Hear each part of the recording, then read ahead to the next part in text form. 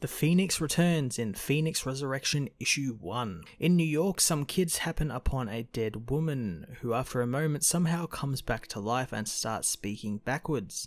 A red-headed girl suddenly appears, terrifying the other children with her ability to bring dead birds back to life and float around the neighborhood. Hours later, the X-Men arrive to investigate the situation. Kitty tells local police that their machine called Cerebro detected a mutant-related phenomena in the area. As Kitty talks with the officers, Rachel begins feeling something, even speaking backwards and having a nosebleed. The officers say they haven't moved the two children on account of the weirdness of the situation.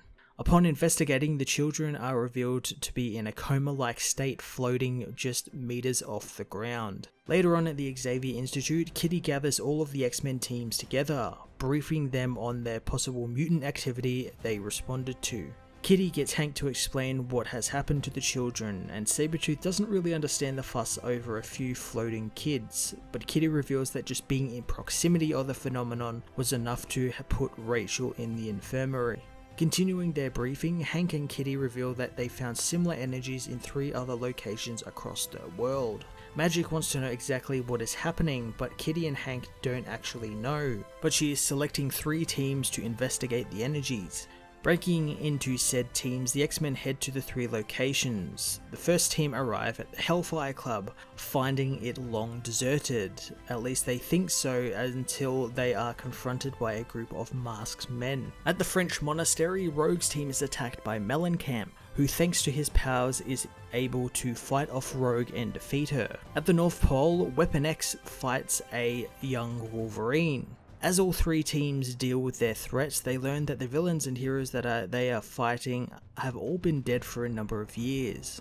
At the same time, all 3 threats disappear in a flash of phoenix-shaped light. Elsewhere, a young Jean Grey watches the massive phoenix appear in the sky, telling her fellow waitress workers she has never seen anything like it. Going back into the diner, Jean gets back to work. Later on, Jean returns home to her family. Jean tells her parents that she will need to pass on dinner thanks to what she witnessed today and isn't feeling too well. This upsets her parents since their guest has just arrived. Answering the door, Jean is surprised to see Scott Summers waiting for her there with flowers. Phoenix Resurrection Issue 1 was a great beginning to the mystery of the Phoenix's return. I really loved how unsettling and bordering on horror the beginning of this story was, and how just like us readers, the X-Men have no clue on what is going on, and they are learning information as we are. The X-Men story looks to be huge and have massive impacts on not just Jean Grey, but the X-Men as a whole, so I'm really looking forward to seeing what this story has on offer, and I'm really glad as well that it's a weekly story, and it's only going to be about 4 or 5 parts, so it's not going to be